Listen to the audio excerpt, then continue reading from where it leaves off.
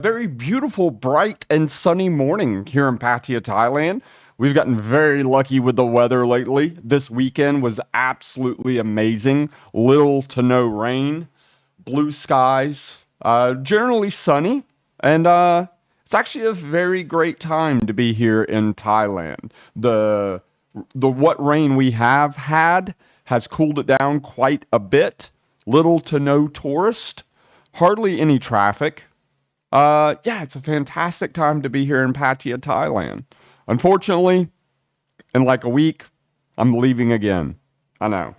It sucks. I actually really don't want to leave this time. Last time I left, I was actually kind of excited to get away from the brutal heat and ready to go on an adventure. This time, I'm kind of sad I'm leaving already. But anyway, I just want to say good morning to everybody. If you're watching this on repeat, on replay, I hope you enjoy it, and I appreciate you being here, regardless of you not catching the live stream actually live. If you want to catch the live stream live, make sure to turn on notifications by clicking on the little bell icon and just select the all option, and you'll get notified when I go live. Anyway, I just want to say good morning to everybody that's checking in. Charlie's in the house. Lee, what's up? Hello, Lee. Tom, Joe, Steve. Good morning, everyone. I hope you're all doing well wherever you are. I planned on doing some more live streams this past weekend, but I just got busy. I was editing my video with the little short road trip with Cream Pie to Coffee War. And then we actually had a track event at Beer Circuit this weekend. I was going to make a video, but I don't know. I wasn't feeling it that day, so I just jumped in Cream Pie and cruised over to the racetrack and met some friends, made some new friends, talked to some people, and watched some car racing. What was even super cool is I am going to make a YouTube short because you had this going down, man. You had all the diesel trucks.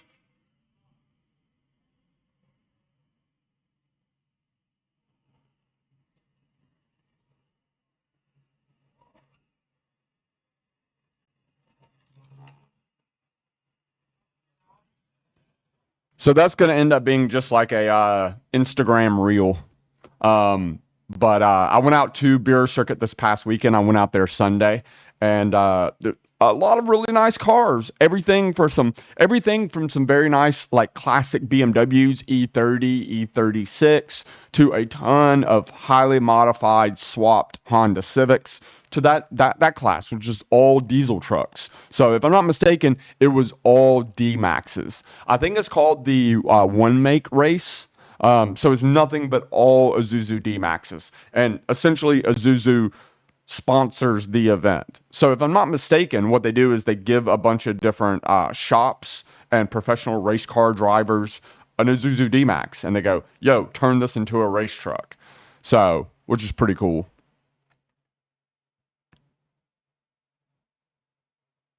Charlie said his safety fifth shirt should be here in a couple days. Nice, man. I'm sorry it took so long. We had a delay on actually getting those printed, and they took like extra week to get them printed than we anticipated. So I apologize for the delay. But holy crap, those things sold out so extremely quick. I mean, super quick. I need to actually print some more because they were in such a high demand. Got Vietnam in the house. It's been a long time since I've been to Vietnam. I need to go back. I think I actually will be going back to Vietnam within the next couple months. I think I'm going to go to Hanoi for the first time. So that's going to be cool.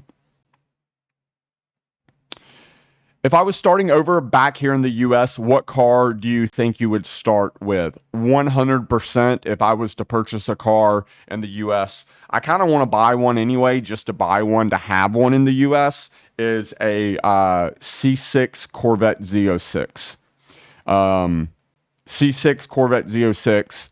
If you get one of the earlier years, it's under 3,000 pounds. It's a 7-liter V8. 6-speed manual and rear wheel drive. It's just like such a great car, especially for the money. Yeah, I won't. We've had a discussion on this live stream. It was, I came maybe a couple weeks ago, about the possibility of Thailand lifting the rule about importing cars into the US. And if they do lift that rule to import cars back into Thailand, depending on how they tax, see, the problem is the way that they tax cars here in Thailand is dependent on engine size. And if that's the case, I'm screwed because the C6Z06 is a 7-liter, 427 cubic inch V8. So the tax rate on that car would just be insane. But Pedro says, I have a C6 and atomic orange, but I want a Z06. That's a good color in that car. The atomic orange is a good color in that car. Yeah, I want a C6 Z06 so bad. It's like the last of like the really, besides the Viper, it's the last of the really like big displacement, low weight, naturally aspirated, rear wheel drive, manual transmission sports cars. Vipers are cool, and I specifically like the like early generation Vipers, like the Gen 2 Vipers, which are a great deal as well. But unless you twin turbo those Vipers, hot take, I think Vipers sound like doo-doo. Hot take. They sound like a tractor. I don't know what it is with that V10 engine. They don't sound good. I've driven multiple Vipers, everything from an ACR, like Gen 5 ACRs, to I've driven a twin turbo Gen 2 Viper that was like 1200 horsepower. Absolutely terrifying. But a C6Z06, just do heads, cam, long tubes, exhaust, and a tune. Super reliable. Really, the only problem you would have with that car is the interior is absolutely shit. So you have to do like a nicer steering wheel, nicer seats, stuff like that. But I'm a big fan of the C6Z06.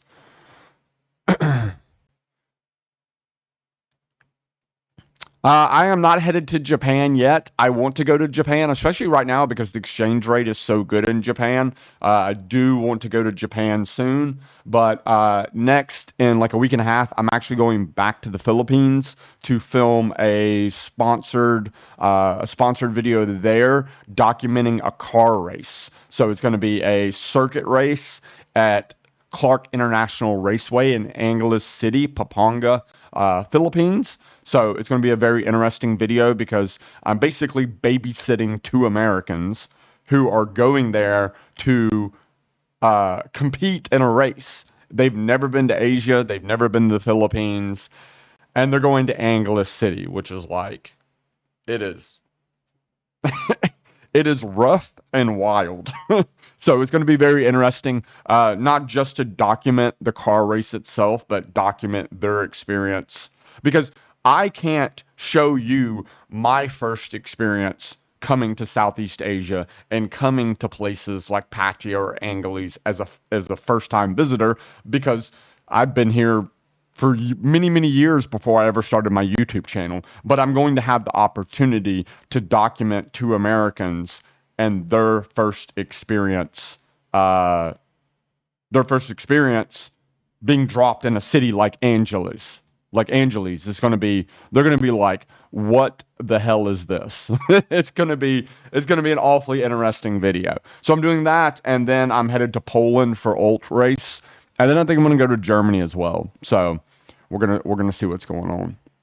C606 are very popular in Dubai, but they are Gulf specs. Yes, that's true. Yeah, I mean, Corvettes in general are super popular in Dubai and in that area of the world. I've seen a lot of them. When you were in the Middle East, did you see that Nissan Juke that is powered by a GTR engine? Uh, I rode in it. I rode around Dubai in it. Seriously, I rode around Dubai in that Juke. Not only, so I think they made 5 of those Juke R's. Like, you guys just see what I've done on my YouTube channel. I have done so much dope shit in my life when it comes to car culture before YouTube. I've done as much cool stuff before YouTube as post YouTube. That Juke R, I think they made 5 Juke Rs. The one that's in Dubai that I rode around in was Juke R 001. And it was not a normal Juke R. It was a 4.1 stroker with an AMS Alpha 12 kit on it that made 1,000 wheel horsepower. I rode around Dubai in that thing. I might maybe have a video. We'll see. One of the best things about your iPhones is you can you have like maps in your albums, so you can just, if you know you did something somewhere, like you can just look on you can kind of search for a photo or a video.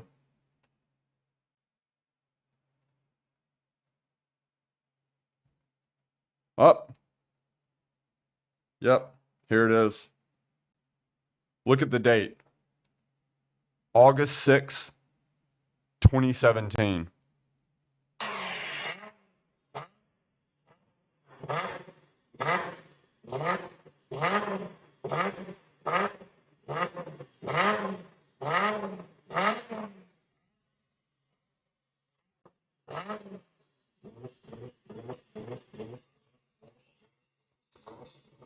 Pedro, I saw that as well.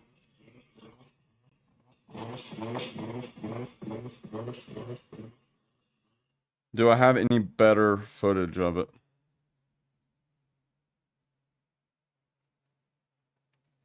I thought I had some better footage of it, but I don't think I do. No. That same day as me riding around in that, I also drove that. I'm one of few people in the world that has driven this.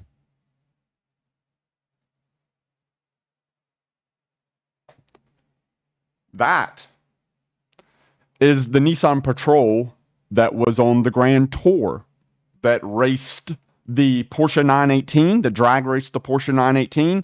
That Nissan Patrol also has a full GTR drivetrain. And it made like, when I drove it, it was on low boost. So in low boost, it made like 1,500 wheel horsepower. It was a very weird experience being like, yes, the 918 killer. Yeah, I've driven that. I'm serious. I'm one of the few people in the world that can say that. It's very weird because you're sitting in like a SUV style seat, like a big like cushy style seat, but you're holding an R35 GTR steering wheel, and it has an R35 infotainment system.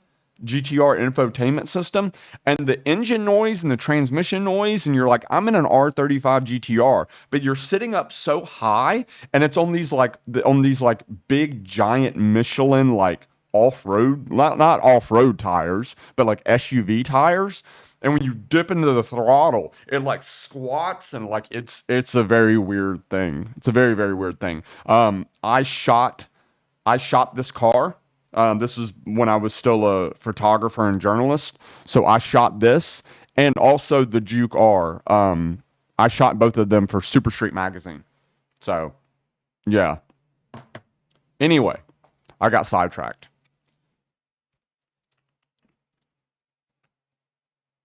That video is just on my phone. It's not on. It's actually not on YouTube, but I can post it on Patreon if you want me to.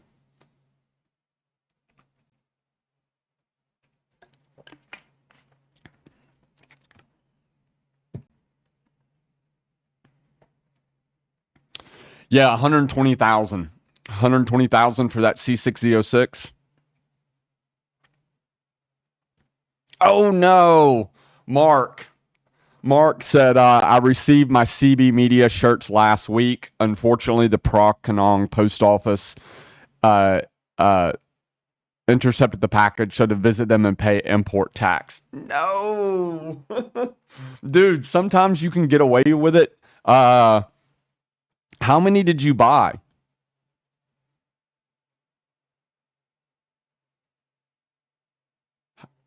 Mark, how many shirts did you buy?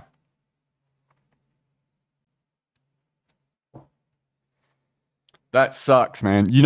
I've when I want CB Media apparel, I have to go on my own website and buy my own CB Media shirts and have them shipped to me. Like everything is everything is printed in Florida. So, I mean, of course, only two. Normally, if you have one or two shirts, like one, two, three, four shirts, normally it'll slide by. But normally it'll slide by. You just got unlucky, dude. Man, they tax you hardcore too. One time I ordered 10 shirts from myself, and it was like $100 in import taxes. So gay. Gus, I cannot explain to you the Thai lottery. I'm just as confused as you are, bro. I'm just as confused as you are.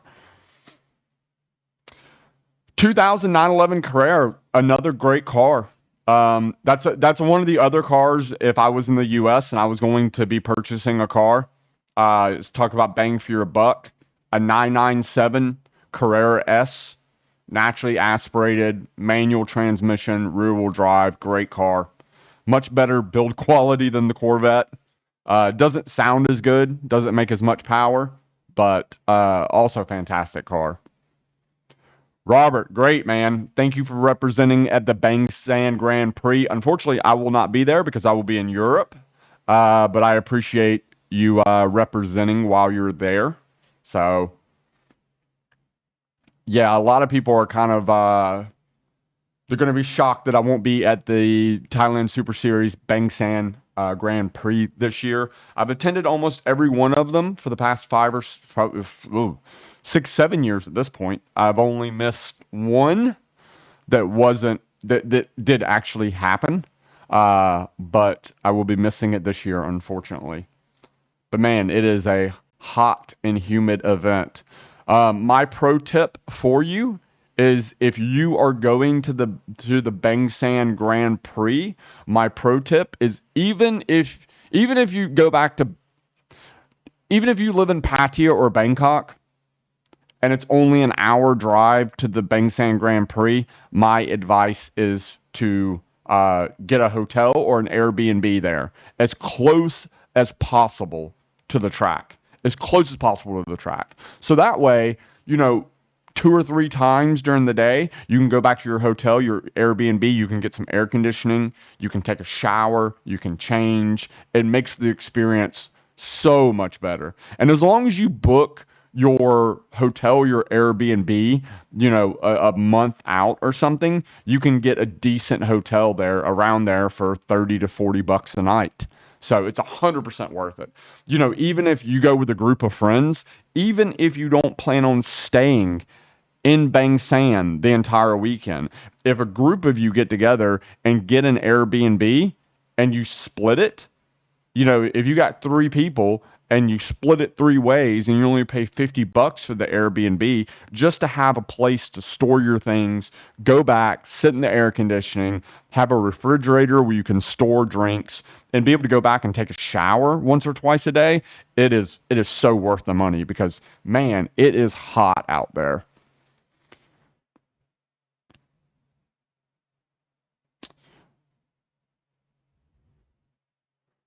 So soon, we got 200 people in the chat. Not bad. We are 19 minutes in. The 30-minute mark, we're going to get into today's subject, which is the fact that the Thailand car scene is slowly dying off. My thoughts on Vietnamese car culture? Simply, it is growing and it is growing fast. I think in Vietnam, you're very limited when it comes to modifying cars by the rules. I know there's a lot of rule. They are very strict in Vietnam when it comes to modifying cars compared to Thailand or Cambodia or other places. Also, massive import duty taxes and just lack of extremely talented technicians when it comes to building engines. Obviously, I've been to Vietnam. I've experienced Vietnamese car culture.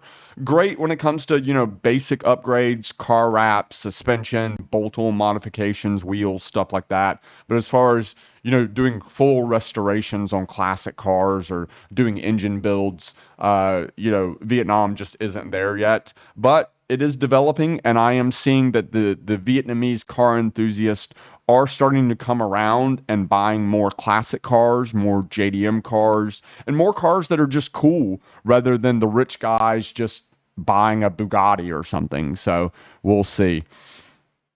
Yeah, we'll see. Jimmy says, Chad, are you still in John Tim? Would you suggest this as a place to vacation in or more downtown Pattaya?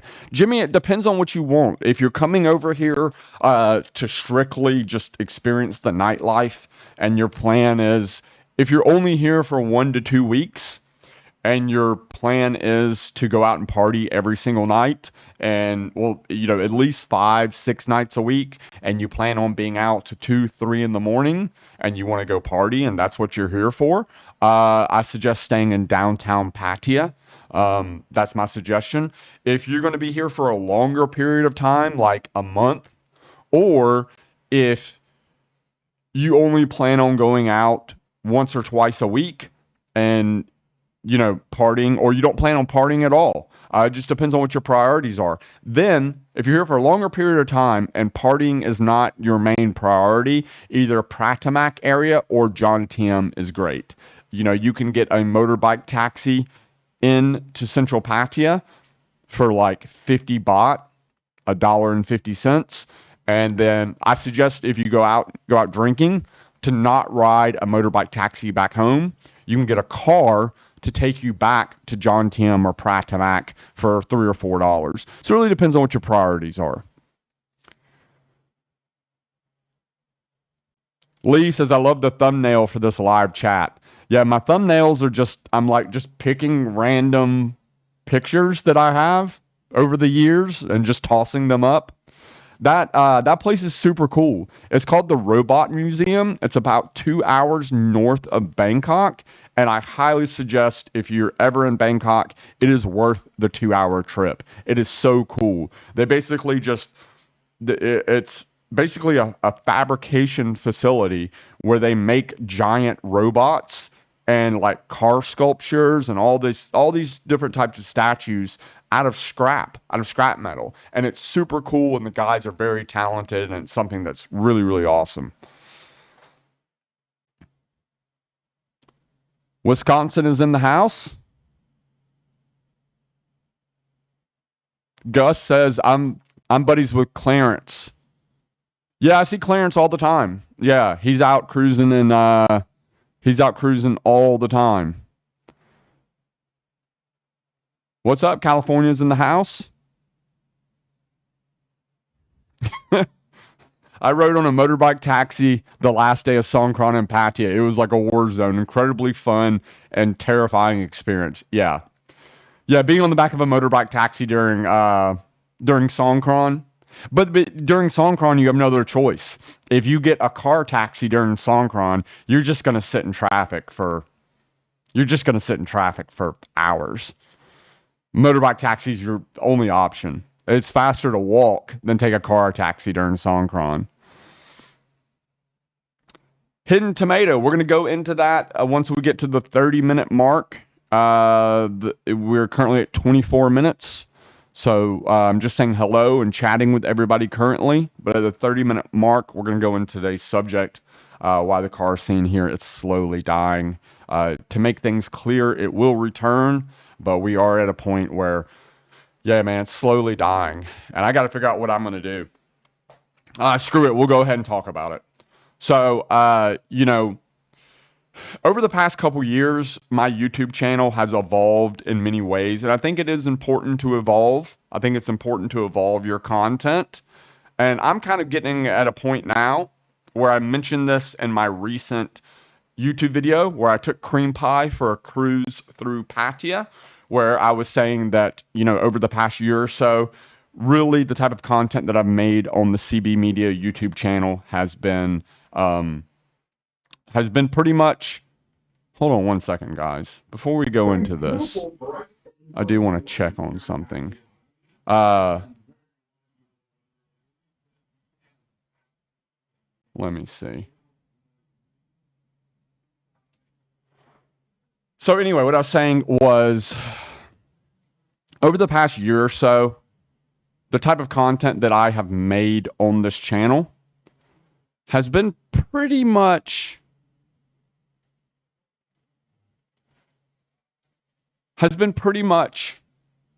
event coverage. It has been a lot of event coverage. And, I have had a lot of car show videos and motorsports events, drag race events, drift events. I've had a lot of this type of content go viral and get millions and millions of views. And I have had a fantastic time creating this content, but I'm getting a little bored of it, to be honest. Gus with the super chat, I appreciate it, brother. Thank you. I forgot to turn on monetization so you guys could send super chats. That's what I was doing. Duh. Martin, 100% definitely will be there and definitely will be making a video. So, if you're in the CB Media live stream, give you a pro tip. If you're currently in Thailand, this coming up weekend, June 9th, we have a massive car show at Terminal 21 Mall in Pattaya, Thailand. It's called Cars on Flight. Cream pie will be there on display. But anyway, the car show coverage, the motorsports coverage, I really enjoy making those videos. But two problems. One, I don't know. I feel like it's getting repetitive. I feel like I'm getting bored of doing the same thing over and over again. And also, the simple fact is the car show and motorsports scene here in Thailand is slowly dying currently. And that's simply because of us coming in to the monsoon season. This past weekend, I went to Beer Circuit here in Pattaya, and I didn't make a video, but the weather was beautiful, and it was a great event. And it was a circuit event with multiple different types of classes, everything from Honda Civics to turbocharged retro BMWs to diesel trucks. And it was a great event. But we got lucky. Dwayne, that definitely buys me a sunset beer. Thank you. I appreciate it, Dwayne. But we got lucky. And we're not going to continue to get lucky. Over the next 4 to 5 months, over the next 4 to 5 months, the car scene and the motorsports scene here in Thailand is going to slowly die. And it's because these organizers who organize these events, these car shows, do not want to put the time and effort and money into organizing a massive car show or a drag race event when there is a 50-50 chance there's going to be a massive downpour, a legit monsoon, and serious flooding issues, because this country does have serious flooding issues, for all of it just to go to waste. So, Lee, I also do not want to do a motorbike tour in the middle of monsoon season. So, this is one of the reasons that I am going to Europe for a month to make some content there. Because it's like it's like the summer in Europe. It's like good weather. It's not cold, not snowing. But I don't know what to do. In the years past, I struggled my way through making consistent content on the CB Media YouTube channel, despite it being monsoon season. And I posted a lot of videos that I wasn't proud of, that I didn't really like, and I struggled to get content. And there was many times that, a lot of times when I shoot these motorsports events, I have to travel somewhere. I have to get a hotel. I pay a videographer to come help me shoot the content because I can't make my vlogging content and get the action shots at the same time. And a lot of times I will go and attend a motorsports, a drag race event, a drift event, and I will spend three, four, $500 to go make that video. And then it pours the entire time. And it's just flushing money down the toilet because you can't make the video. Back to Dubai. Man, Dubai this time of year is like 50 degrees Celsius. It's like 110 degrees Fahrenheit. I've been to Dubai this time of year. And when I say it's hot and humid, it is hot and humid. I mean, it is brutal. Yeah, Dubai, there's no events that happens. There's no events in Dubai currently because of the weather in Dubai, because of how hot it is. Most of the car guys in Dubai this time of year, they leave Dubai. Most of like the wealthy locals, they leave. Like Dubai is empty right now. Not empty, but it's there's not much happening there either because of the insanely brutal heat. Like, you think it's hot in Thailand. No, bro, it's really hot in Dubai right now. M says he has to go to Arizona next week, 108. Yeah. Yeah, that's a good day in Dubai. 108 this time of year is a good day in Dubai. I've been to Dubai in the middle of the summer, and it's 110 during the day. It's brutal. Yeah, so I honestly, I don't know what I'm going to do. Maybe I'm going to take the days where we do have good weather and do some more road trip videos in Cream Pie. At least in Cream Pie, I do have air conditioning. I can roll the windows up and get some cold AC inside my E30. But I don't know what I'm going to do. One, I feel like the car show videos have gotten repetitive. Two, I just want to do something different. Three, this time of year, the car shows are, between November, December, January, February, and March, we probably have 5 to 10 car events per weekend. Here in Thailand. It's unbelievable. Kurt, thank you for the $5 super chat. I appreciate it, dude. That's going to buy me lunch today. Thank you.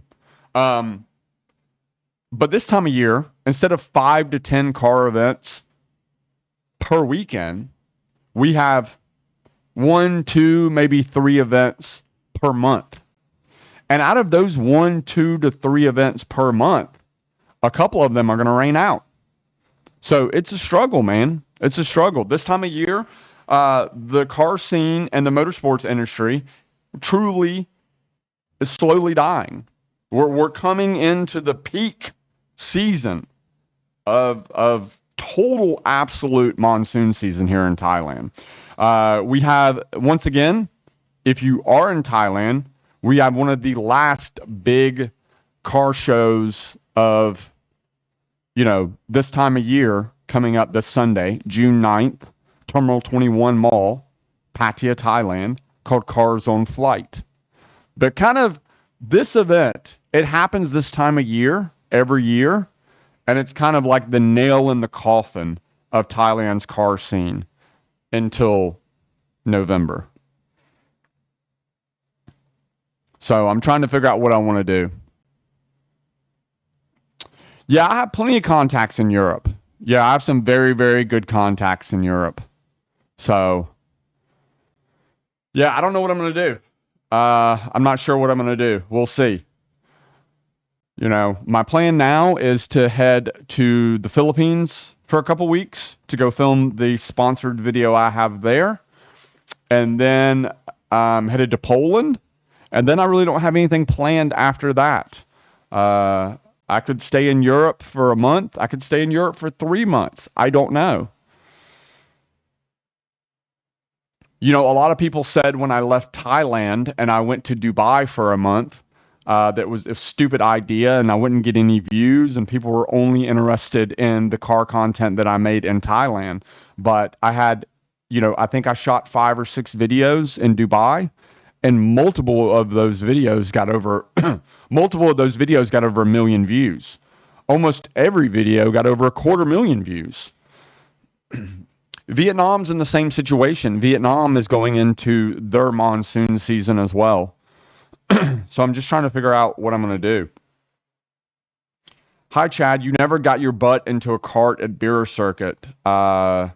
Yeah, the problem with getting into a cart at Beer Circuit, this is something that I've been trying to do for a long time, Alan. Nobody has a cart that I can fit in because I'm so tall. I talked to multiple people, and they said they were going to get back to me, and I never heard back from them. I need a cart that can fit a person that's 6'4", that's 194 centimeters. Why don't you go out on a date and take us along? Because the last thing I want to do, one, that's cringy. That's super cringy. And two, the last thing I want to do is to attract more loser simps to my YouTube channel.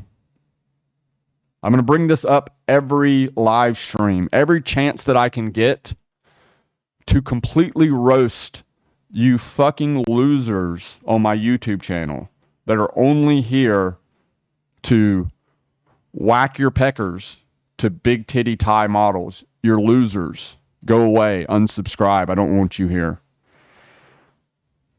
That's why I'm not going to take you out on a date on my YouTube channel. One, because it's cringy. And two, I don't want to attract more loser, down bad simps on my YouTube channel. I hate you people, and I want you to go away.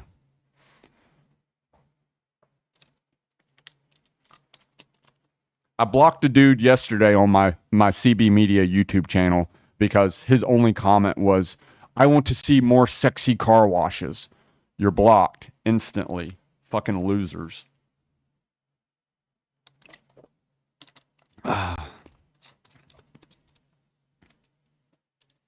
Lee says those videos in Dubai were off the chart. Man, there was a bunch of great videos that I made there, man. Oh my God. Yeah, this summer, I think, once again, the car scene in Thailand is slowly dying because we're moving into peak monsoon season. It will return in full force, absolute full force come November. I think once we get over this monsoon season, and we go back into high season at the end of 2024, I think the car scene here is just going to absolutely explode and be stronger than ever. I truly believe that this past high season, what we just went through, things were still limited because of the pandemic to a certain level. I think now Thai people are officially over it. Thai people have officially accepted the fact that the situation, the pandemic, C-19 is officially over. And I think because of them finally accepting this fact, I think the 2024-2025 car season here in Thailand is just going to be absolutely next level. And it's going to come back in full force. But for the next 3 to 4 months, I need to figure out what I'm going to do. And I still can make some content in Thailand during monsoon season, touring race shops, doing road trips in my own E30, doing car features. I have some ideas of some things that I want to do to create content that's not car show or motorsports coverage. But I think for the next few months, I think it's time for me to do some traveling. Mark, I'm glad you like that. Your coffee shop video was fun. Mark said he enjoyed that video. If you have not seen it yet, which you should have, go check out the main CB Media YouTube channel. And I just made a short road trip video with Cream Pie, my BMW E30. We went and visited a very cool coffee shop that is inside of a commercial airline. It's like inside of an actual airplane. Super cool. Eric, I do still have the Evo. Yes. The Evo is currently parked in my parking deck. It hasn't moved for like 2 weeks. I drove it from Bangkok down here to Pattaya. I parked it in my parking deck and it has not moved. I probably should go drive it today. I need to make sure that the battery doesn't die.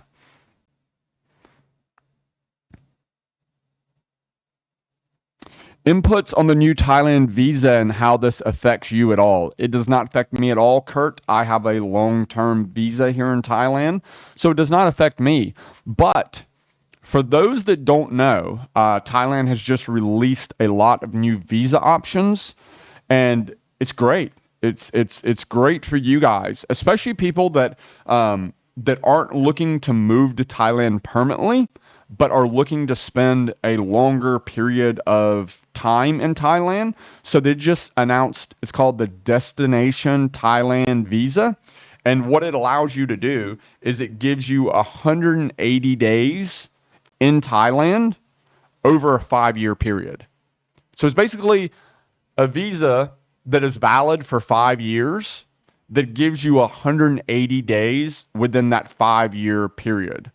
And then you can actually extend it for another 180 days, giving you a total of 1 year, a period of 1 year that you can spend in Thailand within a 5 year period. So this is perfect for people that if you work online or you're retired or you just travel a lot and you're used to coming over here and doing the tourist visa thing, doing visa exempt, and then having to extend or do border runs. You don't have to deal with any of that bullshit anymore. You can apply for the Thailand Destination Thailand visa and you get 180 days within a 5 year period. If I'm not mistaken, I could be wrong about this. Do your own research. I'm not an expert on visas here in Thailand because I don't keep up with visas because I have a long-term visa. So, normally in the past, you had two options. You could just show up and you get 30 days in Thailand and you could extend for another 30 days, or you apply in advance for a tourist visa and you only get 60 days and then you can extend for another 30 days. But, especially if you come to Thailand often and, you don't want to have to deal with the visas, it's a great deal. They should have done this a long time ago. They are saying this visa is targeted toward digital nomads, is targeted toward people that work online, is targeted toward people that have investments, whatever. And this also, the fact that they said that this is targeted toward digital nomads and people that work online is further proof that the whole thing about you needing a work visa to work online in Thailand or be a YouTuber. There's plenty of these people that have pushed this narrative for years. Most of these people own a business that provide work visas to people. So they're pushing this narrative to basically drive business to their company. But the fact that the government here has released this visa and has said that it's targeted toward digital nomads and that people work online is further proof that that whole narrative of you need a work visa to work online in Thailand is, they don't care, man. They don't care. They want you here. If you work online, they want you here renting condos. They want you here spending money. What they care about is having people here that spend money. They want to further improve their economy. They want your money. That's it. It just is what it is.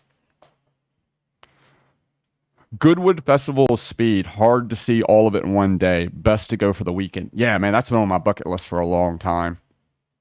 Martin says, have you been to Fastlane Cafe? Cool automotive cafe. I have. I'm friends with the owner and his son. I've been there multiple times. I made a video about it on my YouTube channel. So you can go check it out. It is an older video. It's a good video.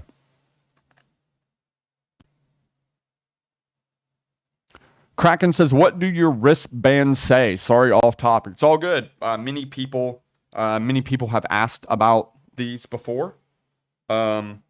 This one is from Deals Gap. 318 curves. in 11 miles. This is from the Tail of the Dragon. This one says never be the same. And this one is from Rap Style Vietnam. And the other one says, well, don't be a little bitch.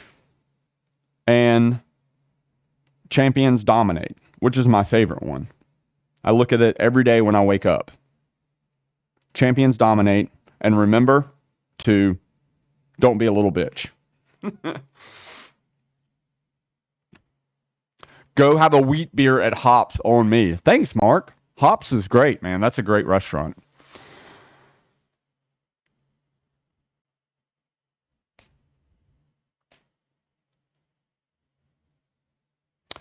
Don CK says, have you always worked with car-related things growing up? Yeah, most of my life, man. Most of my life, I've worked in the automotive industry.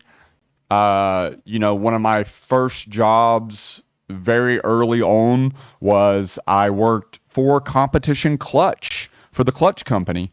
If you guys are, you guys probably should know who Competition Clutch is. I worked in the warehouse there when I was like, I don't know, it was like 19 or 20 or something. So I worked in the warehouse at Competition Clutch. And then I moved from there to, I did all the forums.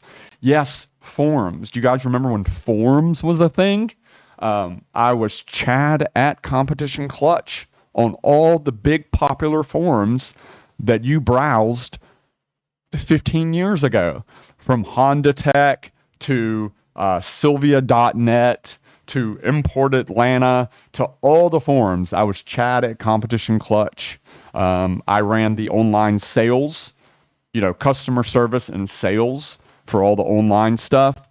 And then I took a job as a sales position working at a salvage yard, where basically at the salvage yard, I was the guy that sold all the, Chevrolet LS1s, the LQ4s, the Iron Block 5.3s and 6 liters and B18 swaps and all of those. So I was the guy that sold all the engine and transmission and just general parts out of the junkyard for like the guys that were going to swap stuff. Then I was head of media and marketing for Forge Performance in Marietta. We built high horsepower twin turbo 350Zs, 370Zs, Nissan GTRs. And then once I left Forge Performance, I started my own media marketing and advertising agency, which I did for many years before I became a YouTuber. Yeah. I was on VW Vortex a lot. Nice. Yeah, VW Vortex was a very popular forum. Who else misses the forum days? So, man, those were good days right there. Favorite 90s Honda or Acura? DC2. DC2 Type R for sure. DC2 Type R.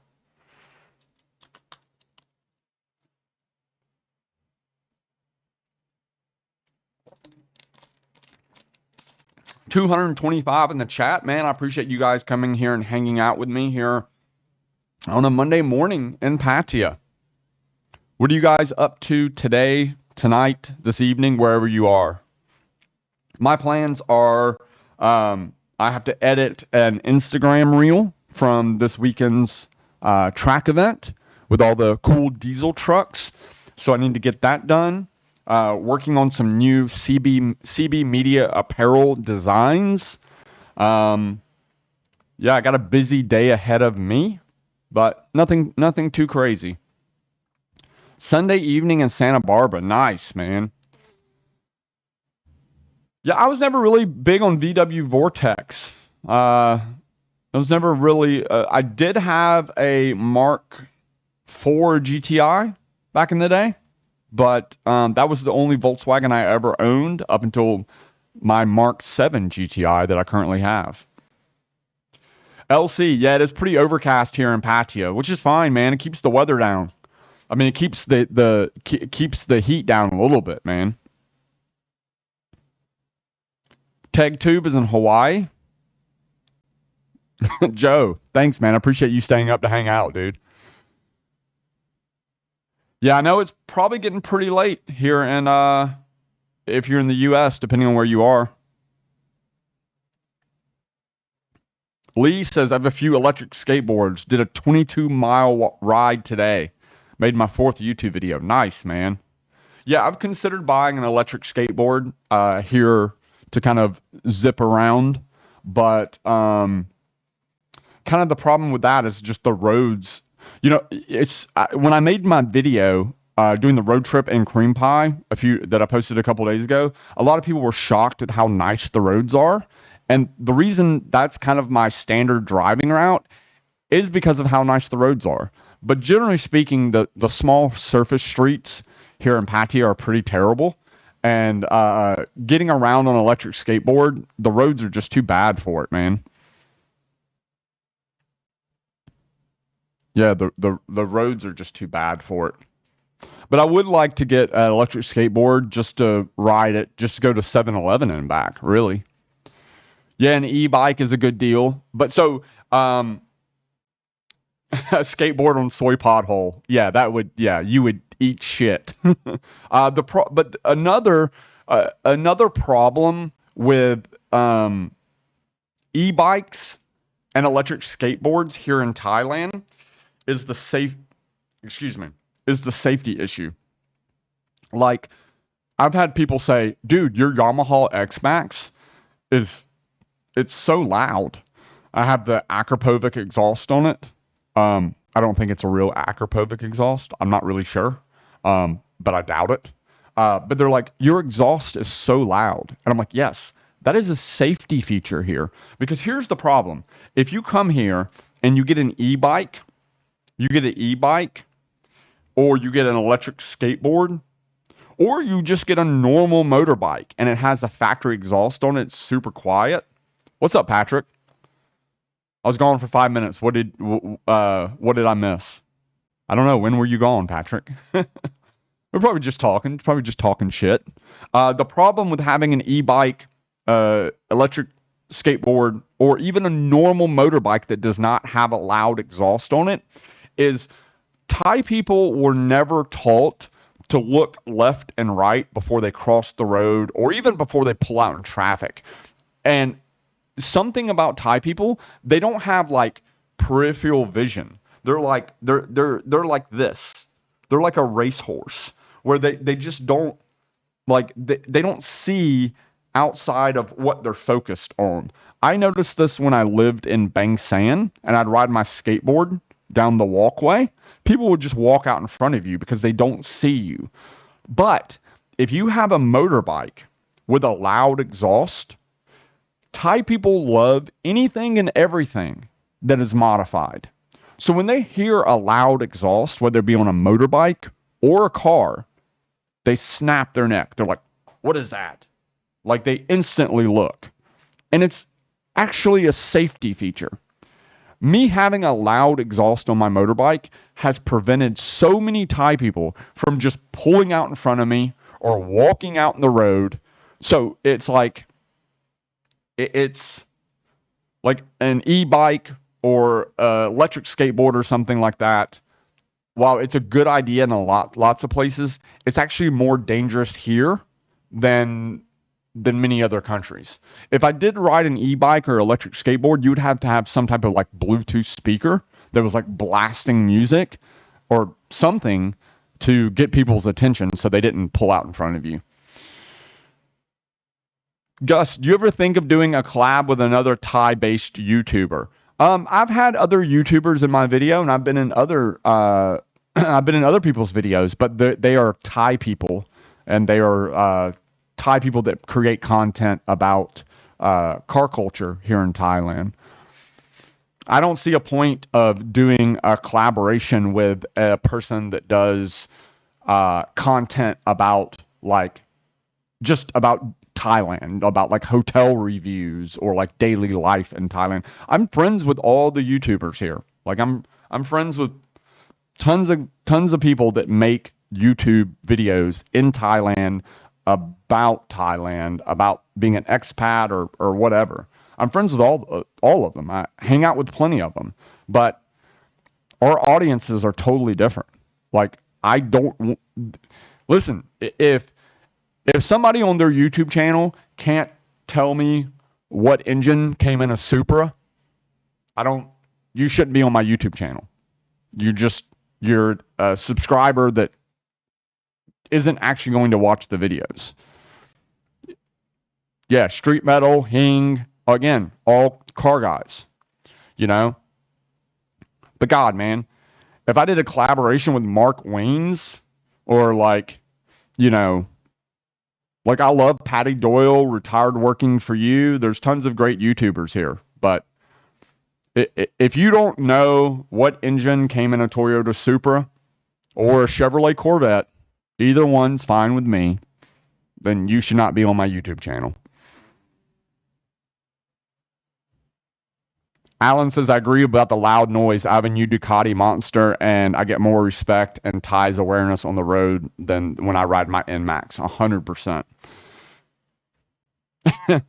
Kraken says, SR20 came in the Super from factory. Close, bro. Almost. Close. We all know it was the B16B. I had a B16B at one point. What? Living large, coming in with $100. Keep making the content you love, Chad. The content you made during the situation really kept me sane. Keep bringing us on your adventures. That is the plan, dude. Those adventures might change, but I'll continue to document them regardless. And I appreciate the support, dude. Thank you. Dude definitely did not pay my rent. Rent in this condo is definitely way more than $100. But that did pay for dinner every day for like an entire week. Appreciate it. Living it large. You are the man. Name checks out for living large. For sure. Thank you, brother. I appreciate it. Seriously, that buys me dinner every day for like a week. Yeah, the plan. That's the plan. Living at large. Adventures. The good thing about me is, you know, I am at a point in my life where I still really, while I love being here in Pattaya, while I love being in Thailand, you know, I can only do it for 2 to 3 months. And then I just get itchy feet and I just want to go, man. I just want to go do something. I just want to go do something different. And yeah, so, and that's the plan, to document it. I'm super, super excited. I am super, super excited about the trip that I have coming up to the Philippines. I've been to the Philippines many times, but what's going to make this video so special is the fact that I'm going with 2 American friends of mine who are professional race car drivers, and I'm going to be able to document their experience, their first time experiencing Southeast Asia, their first time experiencing the Philippines, and them going to Angeles City, Pampanga. Oh my God. They're going to be like, what is this, bro? It's going to be crazy. Is your goal to stay in Thailand for the rest of your life, ever moving back to the US? I don't know if I'm going to stay in Thailand for the rest of my life. You know, maybe in 10 years, you know, maybe the Philippines or maybe Cambodia. I'm a big fan of both Philippines and Cambodia. They just need to evolve a little bit more and get a little bit better infrastructure and healthcare, and, you know, allow the quality of life to move it up a little bit. You know, maybe in 10 years, Thailand doesn't offer the lifestyle for the money that it currently does. Right now, the life that you get in Thailand, the value here is unbeatable that I have found. You're able to live a life here for the money that you spend. Is just, your quality of life is fantastic. But Joe, that I do not know. I'm not sure about that. But I mean, any comments do help with the algorithm. So I don't think it matters. I don't think if that matters or not. But screw it, do it anyway. Yeah. So as far as moving back to the U.S., man, I mean, I'm not going to say I won't ever move back to the U.S., but I don't think I'll ever move back to the U.S. There might be a possibility that at some point in my life, if I have the financial means to do so, maybe I will buy a condo or a house in the US as an investment property and then go visit the US more often. But uh, living there full time man, I don't think so. Uh, Unless things go terribly wrong in my life, I don't think so. Um, but again, if I end up becoming very wealthy, if investments do well, or my YouTube channel just completely blows up, and I'm a multimillionaire, if I'm a multimillionaire, then yeah, I'll probably buy a condo or a house somewhere in North Georgia or maybe Tennessee or something like that as an investment property, and then have a place to stay. One of the reasons I don't go back to the US so much currently is because of simply the cost of accommodation. Yes, I can go back and I can stay with my family. I can go back and I can stay with my dad. He has a spare bedroom I can stay in. But if I had a place of my own back in the US, I would go back more often to see friends and family, go drive the tail of the dragon, go drive track days. But the cost of accommodation, and you can't go back, unlike many other countries in the world, you can't just go back to the US and show up and rent an apartment for 1 month that is fully furnished. Here, you can show up here and you can rent an apartment here for $400 to $500 for 1 month, and it's fully furnished. You can't do that in the US, you know? So, again, maybe one day if I become a multimillionaire and I can afford to buy a little house or a condo in North Georgia, I would go back. So tragic. Yes, 100%. Tragic. I just live here, but all my business and my income is ran through a US based business account. You can in the US, but it might come with a really strange roommate. Or it's just going to be super expensive. I've looked into it, bro. I've looked into um, renting a condo or like a house or something on Airbnb, but it's, $4,000 or $5,000 a month. It's insane. It's insane, dude.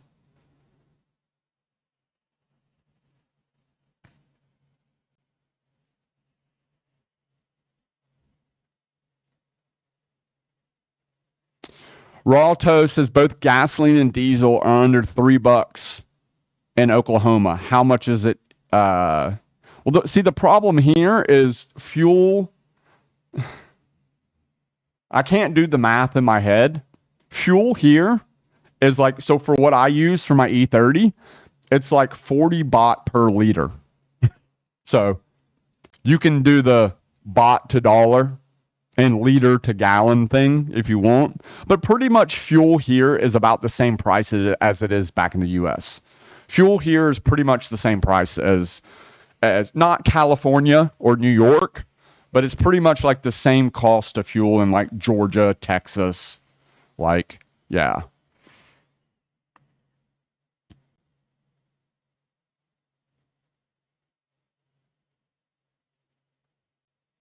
Got 235 in the chat. Very nice. I appreciate you guys being here. We're an hour in.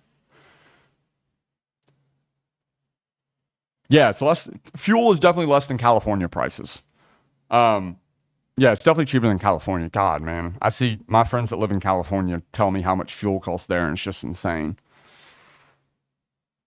I would love to do Power Tour, dude. Holy crap, I would love to do Power Tour. That would be awesome. But even like, like what I have planned for the Philippines and Europe coming up, because I'm because I'm going to Poland. Even in Poland, Airbnbs in Poland are super cheap, guys. They're so incredibly cheap. But Power Tour.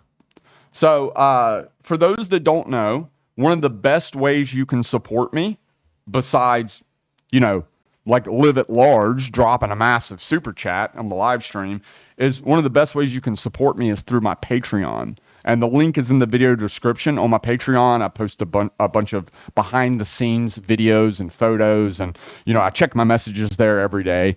And one of the things that we do on Patreon is I ask people for suggestions on videos that I should watch and react to on these live streams. And we have a very good one today. And it was suggested by one of my Patreon members. And honestly, one of my favorite YouTube channels these days is Gas Monkey Garage. Now, I know a lot of people have had, who in the chat used to watch Gas Monkey Garage when it was on, I guess it was Discovery Channel, when like Aaron Kaufman was on there, like the OG original Gas Monkey Garage. It was a very popular TV show with Richard Rawlings about his shop in Texas. And a lot of people had very mixed opinions about Richard on that show. And I think because of the way they edit these type of car shows for network TV is very cringy. It's very like they inject a lot of drama and bullshit in, you know, in things that it shouldn't be like that. Well, Gas Monkey Garage is officially back on YouTube, and I actually really like their YouTube channel. I really, really, really like their YouTube channel as of lately. And speaking of this, one of my Patreons suggested that I react to one of their newest videos that they recently did, and they just completed a Ford F100. Now, me personally, I love pickup trucks. I was talking about this in my Bangkok Hot Rod show video recently about how much I love OBS pickup trucks. Me personally, what's your favorite classic pickup truck? Chat, what is your favorite classic pickup truck? Me personally, I'm going to go with the Chevrolet square bodies. I love square bodies. C10s are great. Apaches are great. F100s are great. But I love square bodies. I want one so bad. I want a square body so bad. Anyway, 87 Toyota, great choice as well. I love those as well. The classic. Here they're called Hilux Mighty X, and I genuinely might be buying one of those. Cam, 1955 F100. Yeah, On the Gas has some great OBSs. So today, as per request from one of my Patreons, we are going to be watching a video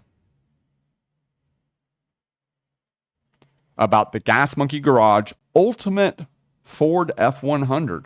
Ultimate Ford F100? The ultimate one? Apparently this is going to be good. So, no BS. I really am enjoying the Gas Monkey Garage YouTube channel as of lately.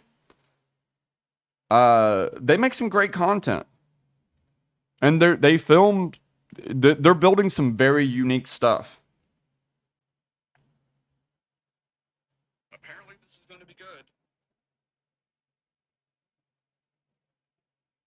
So, today, per Patreon request, we are watching MF79, the ultimate Ford F100 by Gas Monkey Garage. Oh crap, I need my headphones. Otherwise, this is not going to be good.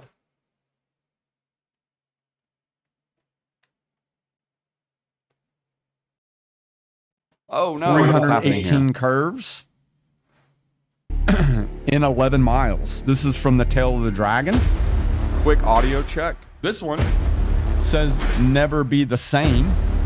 And this one is from Rap Style Vietnam. What the hell And the is other going on one here? says, well, don't be a little bitch. Oh, that's playing in the background. That's what happened.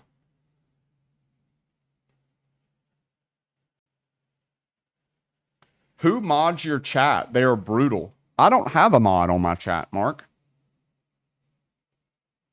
Lee, appreciate it. Lee was saying your dad's new car is the bomb. So Lee is on Patreon, and yesterday I posted a photo of my dad's new ride. He was attending his first car show with his new project car, and it's very cool. Yeah, I don't have a mod, Mark. But YouTube does. I mean, it mods itself basically. Anyway, okay. I got my life together. I got my headphones. I muted the actual live stream. Today, per Patreon request, we're checking out MF79, the Ultimate Ford F100 by Gas Monkey Garage. Again, I'm big fan of their channel lately. Justin says he loves the Datsuns. The Datsuns are also some very cool classic pickup trucks. I've never really been a Ford F100 guy. I guess because I grew up with my dad. My dad loves C10s.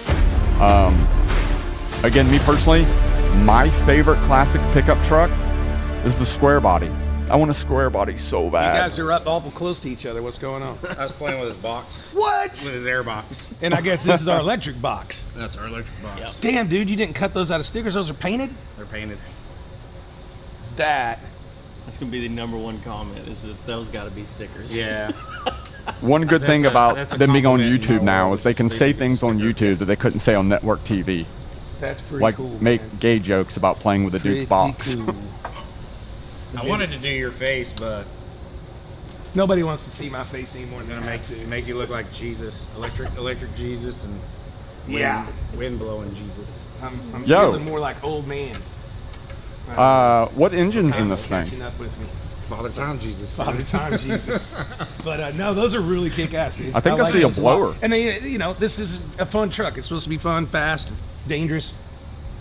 Right? I love it. Love it. I love it. All right, kick-ass. So, I've been thinking about the grill, Okay. and I think I want to push it in. Yeah, somebody said the grays on Richard's head. Yeah, he's getting old, dude. Pretty cool. Just your center. It happens Just to all of centerpiece. us. So, how do the guys mock that up, or just push it back? I want to go as far as we can. If it's back even like an inch, that'd be pretty cool. Okay. That would be really hard either. What is? You guys got to learn to pick up after yourselves, man. That's wiring. That's Kenny. That's Kenny. It's 100% on the floor. It's Kenny. Look, Look here's right here. Kenny. This is Kenny. There's more. There's more wiring. It's Kenny. It says his name on it. Yep. Heat shrink Kenny. These guys are funny too. You can tell they worked together for a long time. All right, so Richard had an idea about kind of recessing the grill a little bit and just giving it a pocket, you know, just to change something on the front end. So we've got it set back in there. Kenny made some tabs, spaced it back. So really, we just need to see how Richard, you know, likes it. What's his thoughts on it? So about to get him back here and see what he thinks. I hear somebody yelling my name while I'm trying to have my morning coffee in my coffee mug that has Gas Monkey on it. That's a nice mug. Get it now, gasmonkeygarage.com. No, so Their we YouTube got the channel's grill way better than set their back. Discovery show ever You need a was. chair? You need a chair. No, don't you? it's just, it's not as far. It doesn't have that deep mouth that I wanted to have. Well, that's as far as we can go. We're like up against, well, we have probably a good 1/4 inch away from fans and stuff like that. There's no more length we can get. Well, So this is actually obviously we're episode gonna trim 4. This tab clean. I probably should have started from episode 1. And then if we clean this up, Is that a I don't coyote? know. Where's Mike? I'm pretty sure that's a coyote. Hello, Mike. What's up? I'm thinking that there's 2 ways we could go about this. One, well, this didn't. It went back, but it didn't go back far enough to give me the depth that I wanted. Okay. So, do we come in and tape this?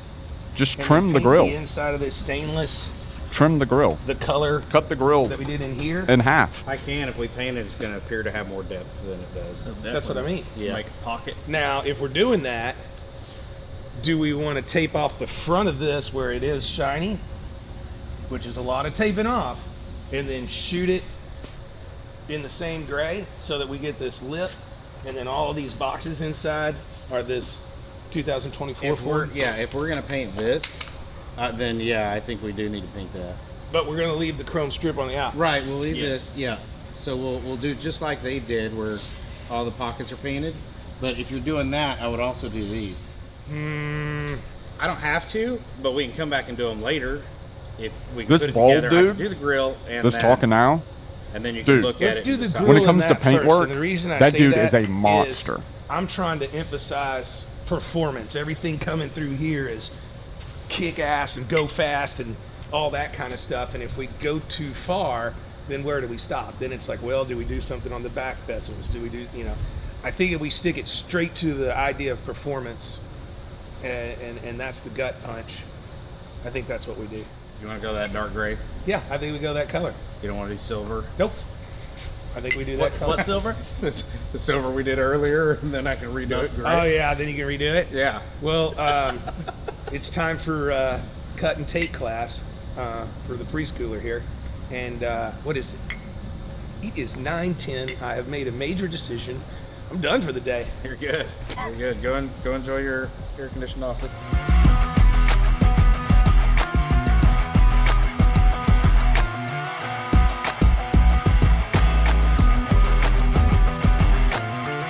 ES 1984. I've watched his channel as well.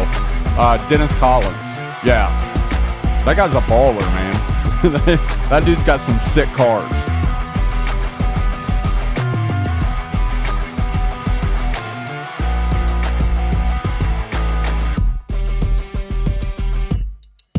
Good night, 30 degrees north, 35 Alright, so degrees while north. Coy's Excuse got me. the grill off doing his thing.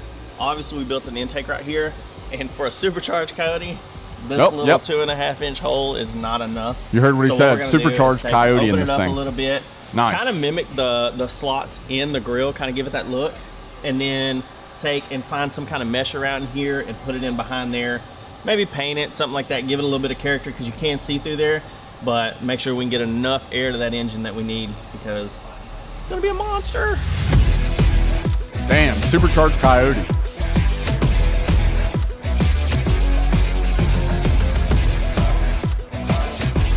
I hope it's a manual.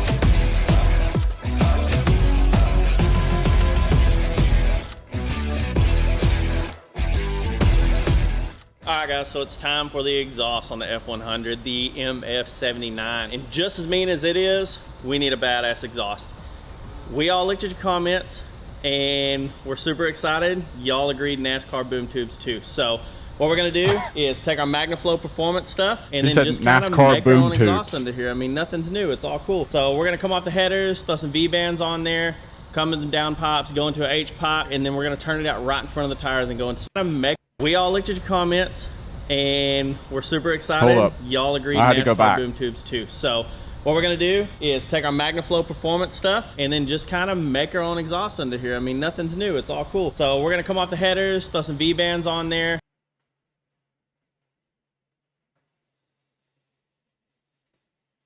It's a manual. Dude, F100 with a blown Coyote and a manual transmission. Okay. Come in the down pipes, go into an Okay. H pipe, and then we're gonna turn it out right in front of the tires and go That's into gonna be some NASCAR sick. boom tubes, man. I cannot express how excited I am that y'all chose this.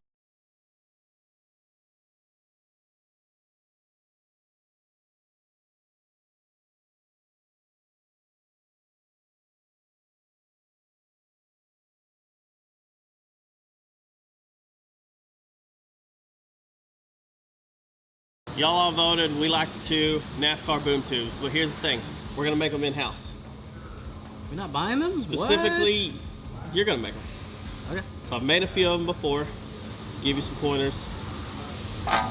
Cut this bad boy in half, get it direct, and then what we'll do is we'll take one side and pie it. Okay. It'll get us out to whatever width we want.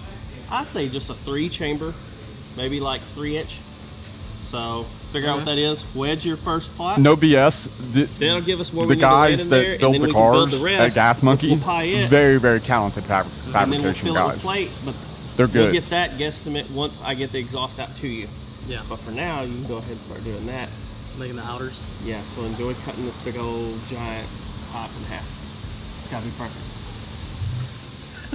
We can weld it. Yeah. It's metal. It's gonna look really good. It's gonna be super loud. That's the thing. Coyotes are already loud. Yeah. They kind of don't sound good, but we might as well put He them said it. You hear what he said? He said coyotes are already loud and they don't necessarily sound good. That is a fact. Dude, in Atlanta, so many car guys have like new generation like S550 Mustangs with the 5-liter Coyote in it, and they're so incredibly loud and arguably probably one of the worst sounding V8s ever made. I know I'm going to trigger some Mustang guys in here. But that said, I used to have a Fox body, a really nice Fox body coupe, 93 LX, 5.0, 5-speed manual, and that Mustang sounded great. The new Mustangs with the Coyotes, they kind of sound like Dookie. I'm sorry. megaphone on it. Yeah, but we have a lot of sounds getting inside the cab. If you roll the windows up, turn the AC on, it might be okay. It's not our problem. It might be okay.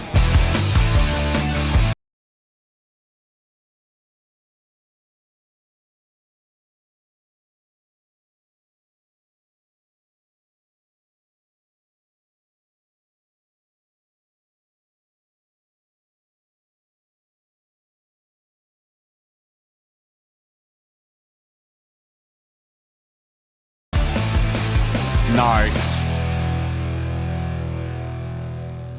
Now you might be thinking, is this a boom tube? Because it don't look like it. But I'm gonna put in the sheet metal right here, and then we have our foundation for the boom tube. Then we can baffle it on the inside so it can shoot out the boom there, shoot out the boom there, and right there. All the booms. We got one more to make, and then give it to Josh so he can finish it out.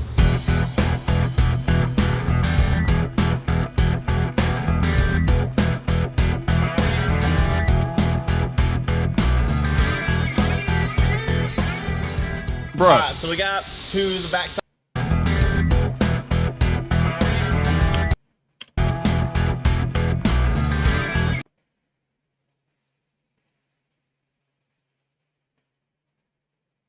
are you seeing what I'm seeing?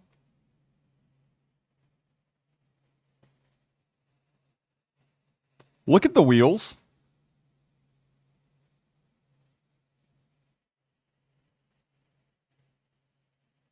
Are those JDM Workmeisters?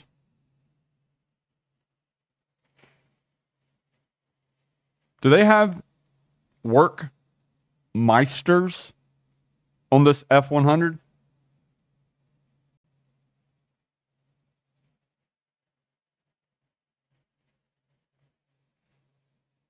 Really? Gas Monkey Garage has an F100 with Workmeisters on it. That wasn't expected. Alright, so we got to the back side of our mufflers. Now it's time to take and turn these out to where we can get into our tips. This is a really big exhaust. We're running 3-inch on here. There's not a lot of room, so we're gonna try to keep it as tight as we can right here. That way when we go into the boom tubes, it's just nice and sleek right at the bottom of the, the quarter panel. So, Dude, they're doing pretty much the exact same exhaust that I have on Cream Pie. Like, basically just two 12-inch resonators and then side exit exhausts. They're doing literally the exact same, like the exact same exhaust that I have on my E30. That's hilarious. fingers crossed we can figure something out in here. Time to play like a jigsaw puzzle or whatever.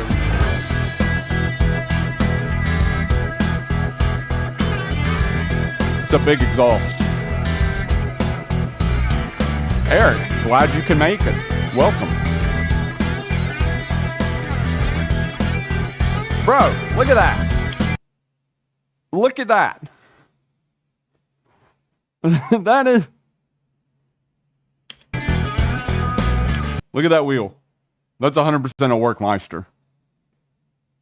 Yeah, we'll see if the F100 shoots flames like cream pie does or not. So, as you can see, our boom tubes, Oh my I put a god. little bit longer length on them. You might be wondering why. You can make them longer, and then you can do Richard's famous baloney cut. And then match it up with the body line. So, as you can see on this side, I already did that, matched it up, centered it out in the hole, and then Besides, like, so this is even the exhaust exit is the same size as what I have on cream pie. I mean, it's like baffled inside, but besides that baffling inside the exhaust tip, this is literally the exact same exhaust that I have on my E30. That's hilarious. cut it. So we need to clean it up just a tad bit, maybe add another weld on the end so the chambers on the inside aren't rattling or moving around. But now I just gotta copy it on that side and then have Josh weld that thing up, and that'll be it. Booming. Booming. All right, so the exhaust is done. The truck is down on its brand new gunny wheels. Thanks, Gunny, by the way. These are awesome. But we want to get it out of the lift where we can really get the height adjusted, get it all squared up, get the hood on, and plus we really just want to hear this exhaust. Okay, what happened to the Workmeisters? What is this? What is going on here? Yeah, it's possible. It might sound better than the E30. I don't know, man. Coyotes are not good sounding engines. Maybe the supercharger will help. But Coyotes are generally not good sounding engines. I don't think it's going to sound better than Cream Pie. But here we go. They're going to start it up. Really get the height adjusted, get it all squared up, get the hood on, and plus we really just want to hear this exhaust.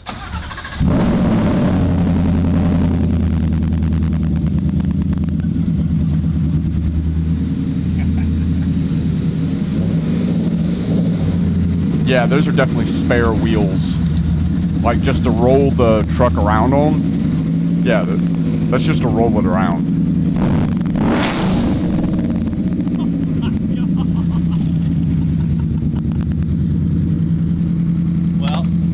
Boom tubes boom. What do we got to do left? Just the wheels from JTX. We go get those. Doesn't sound put bad. The hood on.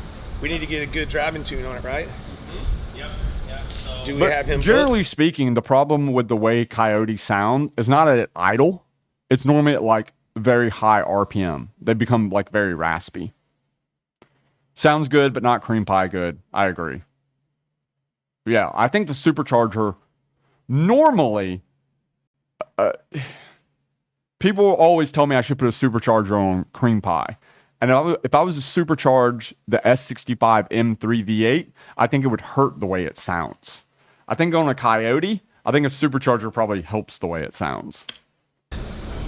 no, we're waiting on the wheels, but I figure we're going in the morning, so we can go ahead and book him for tomorrow afternoon. So he says he's waiting on wheels. Those are just we wheels to roll it around. So I guess they're not using the 2 days, Workmeisters, Trace unfortunately. Days. Trace Dios. Well, Diaz. Leave it to Kenny to correct my Spanish. We finally made it out here to JTX Forged. He's cutting us some okay. wheels for the MF79. They're getting and the it's- wheels now. It's not really that far out here, but it's a long damn ways. I'm a city boy. This is the country.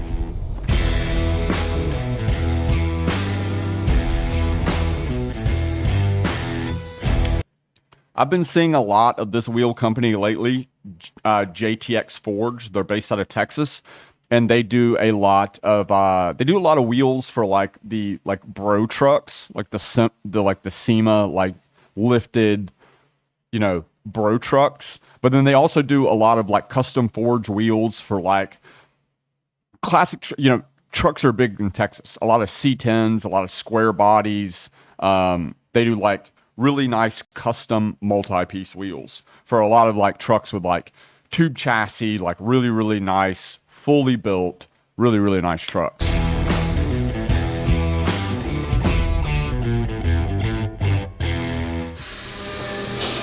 That's good. Been in a few machine shops in your life, I'm sure. right? Yeah, but I mean, this is impressive. Clean, There's a right? lot of machines. Clean for a machine shop. I'm picky about that. You've seen my shop. Mm-hmm. It gets messy at the end of the build, and that's about it. So We, what's the big wheels you're making now? What's the biggest? 30 inch.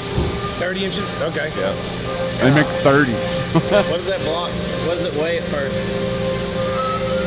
150 to 180 pounds.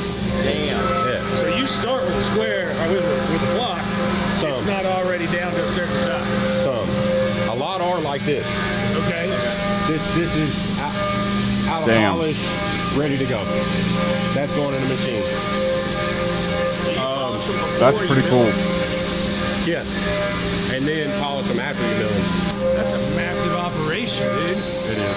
I want to see the welder before we leave because Yeah, we're gonna go do that. that Vortec is cool looking, dude. We're gonna go do that. So like something you've got designed that you already sell, that you already sell, say a set of those. Mm-hmm. How long does it take to make a set? 'Cause you're already programmed, you're in the computer.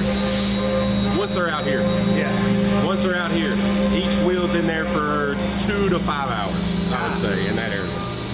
Each wheel. And then they go to finish. Then they go to final polish, caps, box, that whole process.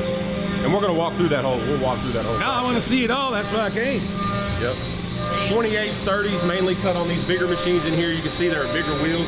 That's a huge wheel. Yeah, yeah. Damn, look at the size of that wheel. That's a big wheel, yo. How many wheels you turning out a day? That's a good question. I ain't gonna hold you to it. That's a good question. No, I mean, once you add it up, how many sets go out of here in a week to the wheels? 50 wheels move a day. Wow. This is the biggest thing. A lot of people always say when they come visit, how do you find these guys? This is what they do all day. Yeah. They got a buffer in their hand all day, polishing. All day. They don't make machines for that. They do, but then it's expensive. How the wheels turn out in the end with this, It's better. So they hand polish all the hands are wheels. touching the wheels all the way through. That's different. That is. Who else is doing, like who? Yeah. That end of it, the attention to detail all the way through the build of the wheels. Well, it's all hands. It's all American. I mean, that's what's badass. Yeah, that's all of us. We're in here from start to finish building the wheels, all the way. When we get back here, they're inspecting the wheels, wiping them down, the finals. It's getting touched. We got three guys on this table that will check off each wheel before it goes in the box. Quality control is outrageous, man. I love it. These are going to powder, obviously. That's why they're sanded and whatever, but they're getting done gloss black. So they'll Do the powder here? not yet. Not yet. Nope. Plans are drawn. Building's it's coming soon. Yes. Coming soon. And then back here, It's a really welder, new wheel tube, company. I didn't hear tables, about all this of wheel it. company until probably maybe 6 months That's ago. able to heat barrels. But Expand again, they're very barrel to drop popular on the big centers bro in. trucks and a lot of Centers like drop the in on this table, custom like barrel come chassis, here, C10s boom, and stuff drop like the that. center in. It's very much a Texas Cut the hair company, on, cool the barrel building off. Once the barrel wheels cools, it for suctions Texas around that, vehicles. that center, and it's That's out tight. of a You bit. can't really, can't get it out. And then it goes to the true. Okay. This machine, they're spinning it, got an air hammer on it to move the center a little bit to make sure that wheel's true and straight. And then it goes to the welder after that. Yep. Alright, so one thing I've got to ask. I seen skid marks wheels powder coated before they were welded. I'm a welder. I don't understand how that's possible without popping that powder coat, dude. It's taped off. It's still heat though. I was blown away. I was like, damn, it's already powder coated. That's rad. Josh 5.0 right here. Yeah. Does it say the rims come with airbags to lower your truck? A lot of the wheels that are on trucks, Just a on, lot you of know, the trucks stuff. that have their wheels No are wheel. lifted. Oh, okay. Yeah, and that center ain't, I mean, it's not. It's not going anywhere. I think so. And you Tragic can intent. almost I feel think this is also who owned the in the gas barrel. fuses. A little bit where that center. That wouldn't surprise Yeah. me. Damn. How long have you been in business? We've been doing this a little over 5 years. Right at 5 years.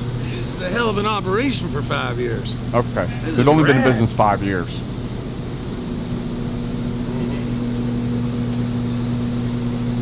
I'm afraid you can feel that bulge a lot more. Really? Yeah, it's weird. And I don't like that because I feel like it distorts. So that's all in machining to how that's going to sit. And, Yeah. and if it's going to bulge it out, if he takes 1,000, 100,000 off the center more in the machine around the outside of the wheels. So Yeah. you know how many of these we ruined before we got it right? Oh, I can imagine. I can imagine. Well, I'm sure you recycle all the Yeah. cuttings and The aluminum any mess ups, recycle. everything gets recycled. All of it. We added, there's a bunch of additions that happened, but we added this warehouse over here recently for the two-piece, for the, you know, put stock on the shelves, all that stuff. But once you get back here, you get to see some of the, yeah, those are all two-piece barrels, the welded in centers. It's a lot of wheels. And that's what I was talking about. That's 150, I mean, that chunk is just nasty. That's it? That's a 24-inch wheel center, yeah. Concave wheel center, 24 for a two. That's just a massive chunk of billet. Yeah. Yeah. He says it weighs 150 to 180 pounds. Yeah. 24-inch massive just disc You of see those are billet. nice. Yeah. That's crazy. Those two are the same thing. Wow. I gotta say, this is freaking a lot of wheels, man. Yeah. That's one thing I gotta say. There ain't a room here that was dirty. Even the polishing room. Hold on. Oh, is this us? Drum roll. That's you. That's you. Come on, So this man. is the wheels for the F100. Thing. I'm disappointed it's not the Workmeisters. Yeah. Those are nice. Yeah, that's gonna work. Too. Should have stuck with the Workmeisters. Money. Yeah, A that's little good. bit of JDM flavor on your F100. I wasn't gonna do it. I didn't Are want you to call kidding it me? out. Are you kidding me? They're gonna stay braided? Or are they gonna stay Yeah. just like my Rolls Royce? Yeah. Hell yeah. Yeah. Is this a front or a rear? It's a rear? Yeah. That is awesome. It's Yeah. okay. Color, right? Huh? Good color.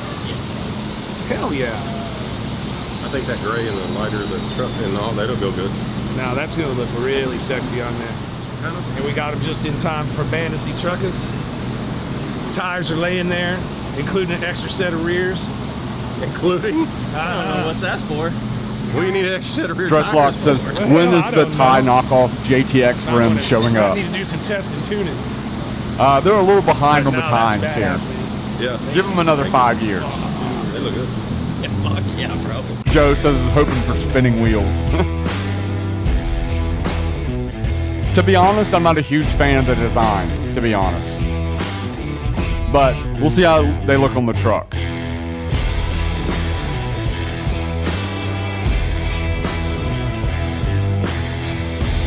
Continental Extreme Contacts. It's a pretty good tire. Pretty good true street tire. Can drive it in the rain. I think those tires are around 300 tread wear. It's like a competitor to the Michelin Pilot Sports. Boom! Get you some of that. For the first time ever, we let the crowd out there in the old interwebs decide what we were going to build, how we were going to build it, how we were going to power it, and what its general style was going to be. So let me introduce you to the MF-79. Get you some of that.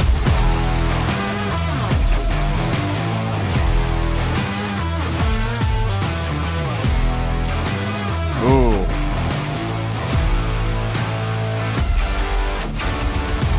Got nice patina.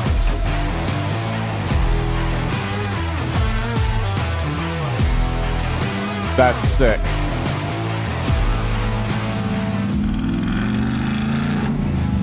A lot of you out there think that my deadlines aren't real. Well, I can tell you right now, they are. I gave these guys 35 days to build this truck the way that you out there in the interweb spec'd it, and I built in a little buffer because I know sometimes things can just go wrong. But 38 days later, and the day we need to leave for Bandasi Truckers, this truck is done. Why don't you tell them about it? All right, guys, so let's jump into MF79. Dude, just for starters, we stripped it all the way down to the chassis. Damn. Cut the front clip, cut the rear clip, put a full Ride Tech suspension underneath here. Boss Damn. chassis. I mean, it's pretty much a race chassis underneath there.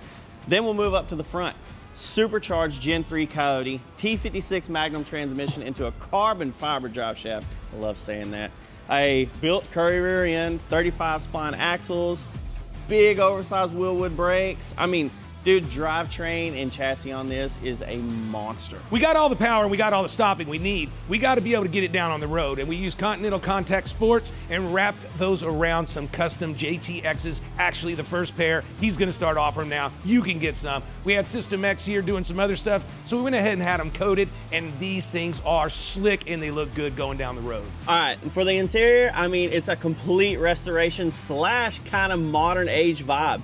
We wrapped a bunch of stuff in Damn, suede. that's nice. I mean, badass billet shifter, and then onto the gauges. We're talking about full digital. Got rid of all the analog. Ooh, that's nice. Digital speedo, digital RPM. I want that in my E30. Big screen radio. That's probably so the you next have thing I'm your gonna do with my GPS, E30 is a AC. digital dash I mean, like that. It's like a modern car in here, dude. All right, Yeah, so you get wheels into the are interior. I blah. told the guys I'm that I not a big wanted fan of the tastefully design, to be redone. honest. So we stripped it all out, got everything painted in the color to match the engine compartment, and then we reached out to our guys, Marsh over at NTX, put in a killer stereo system with a big screen. The interior GPS, is sick. Subwoofers, you name it. This thing thumps Super clean. just as much as the motor does. TMI, we got with them on the bucket seats. We've got our custom handle for our 6-speed transmission. But the coolest thing I like about the MF79, when you start it up, well, it's got a picture of me. Woohoo!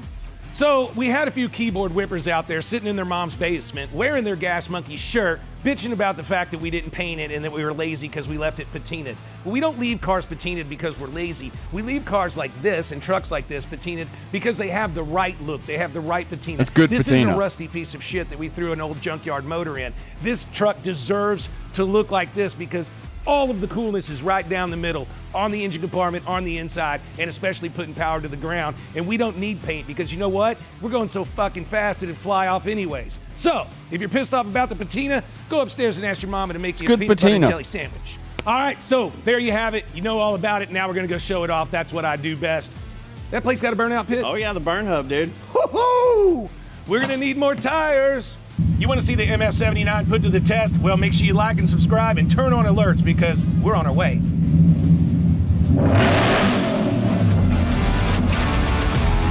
Sick build. I actually like the fact that it's not on air ride.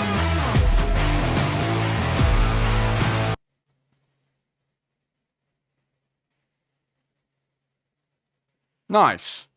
I actually like the fact that it's not on air ride.